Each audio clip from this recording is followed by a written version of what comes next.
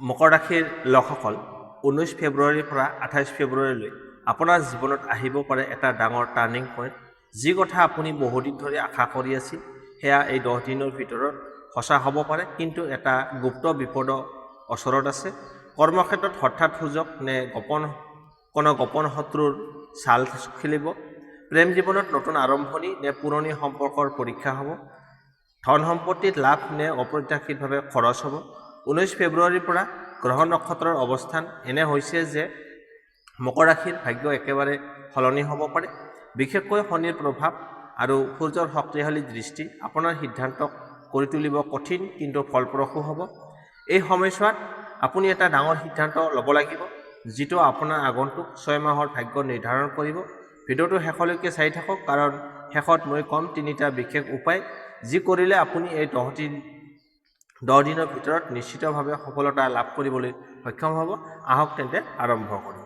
প্ৰথমতে আহিছোঁ চাকৰি ক্ষেত্ৰ। মকৰ ৰাশিৰ লোকসকল এই 10 দিন আপোনাৰ চাকৰি জীৱনৰ বাবে অত্যন্ত গুৰুত্বপূৰ্ণ।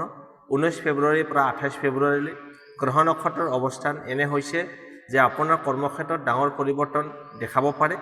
আপুনি কিবা প্ৰমোচনৰ অপেক্ষা কৰি আছে, ইণ্টাৰভিউ দিছে নে নতুন চাকৰি বিচাৰি আছে, নাইবা অফিচত কোনো প্ৰেছাৰ, ৰাজনীতি বা বদলি হোৱাৰ সম্ভাৱনা আছে। এই সময়ছোৱাত বিশেষকৈ শনিৰ প্ৰভাৱ আপোনাক কষ্ট দিব পাৰে, কিন্তু এই কষ্টই আপোনাক আগবঢ়াই নিব।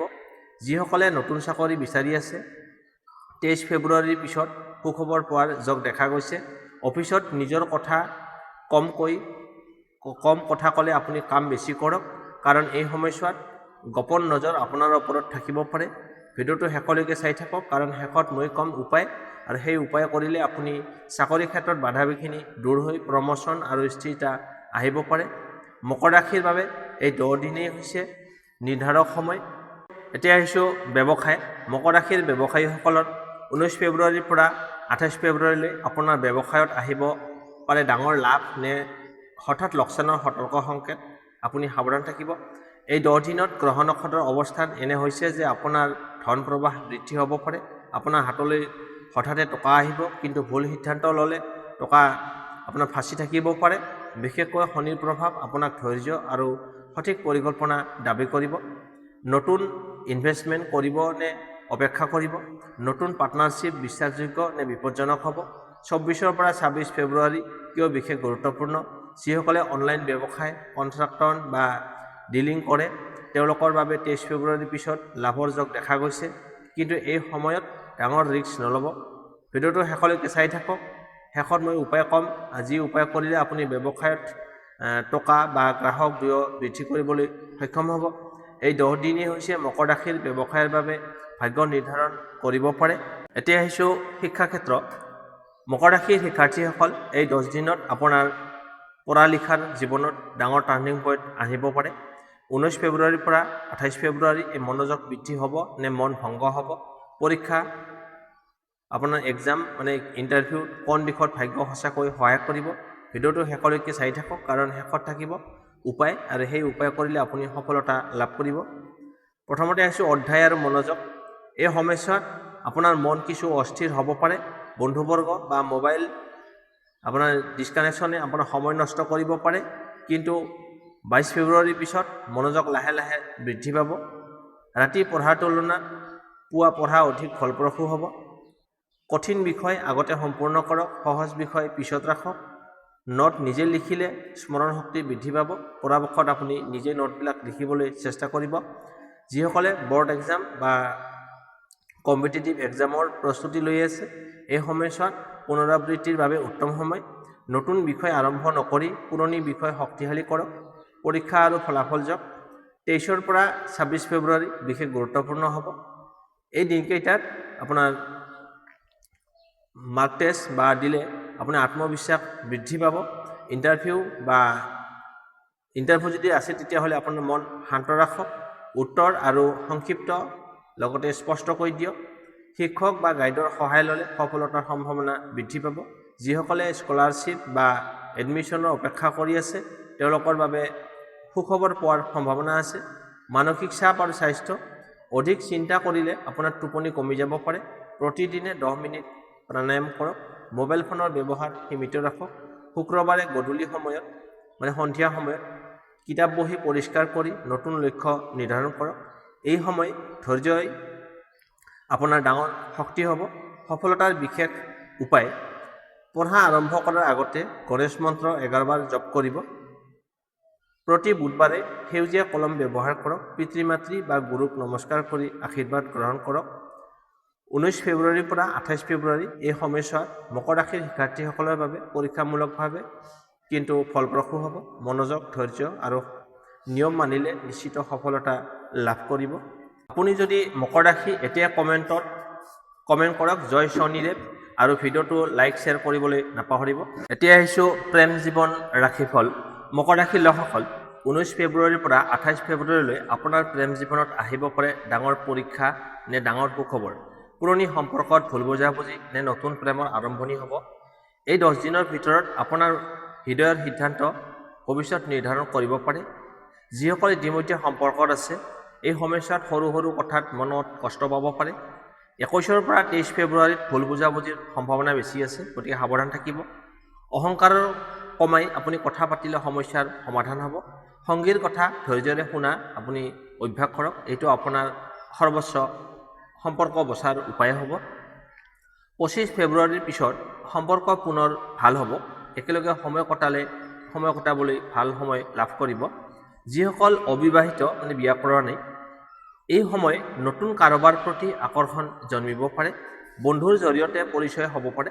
সামাজিক মাধ্যমৰ জৰিয়তে নতুন কথা আৰম্ভ হ'ব পাৰে, কিন্তু খৰধৰ কৰি কোনো সিদ্ধান্ত নল'ব। 26 পৰা 28 ফেব্ৰুৱাৰীত প্ৰস্তাৱ পোৱাৰ যোগ দেখা যায়। পুৰণি প্ৰেম ঘূৰি আহিব নেকি? পুৰণি কোনোবাই যোগাযোগ কৰিব পাৰে, কিন্তু ভাবি চিন্তি সিদ্ধান্ত লওক। যি সম্পৰ্কই আগতে কষ্ট দিছিল সেয়া পুনৰাবৃত্তি হ'বনে নাই, এইটো আপোনাৰ বিচক্ষণতাৰ ওপৰত নিৰ্ভৰ কৰে। প্ৰেমত সফলতাৰ 3টা উপায়: শুক্ৰবাৰে বগা বা হালধীয়া বস্ত্ৰ পৰিধান কৰক।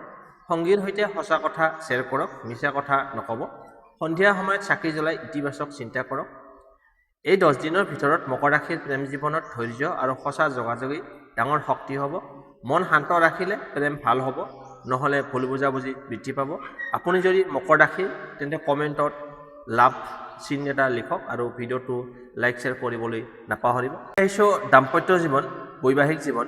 মকৰ ৰাশিৰ বিবাহিত লোকসকল, 19 ফেব্ৰুৱাৰীৰ পৰা 28 ফেব্ৰুৱাৰীলৈ আপোনাৰ দাম্পত্য জীৱনত আহিব পাৰে সৰু পৰীক্ষা, কিন্তু এই পৰীক্ষাই সম্পৰ্ক কৰিব পাৰে অধিক শক্তিশালী।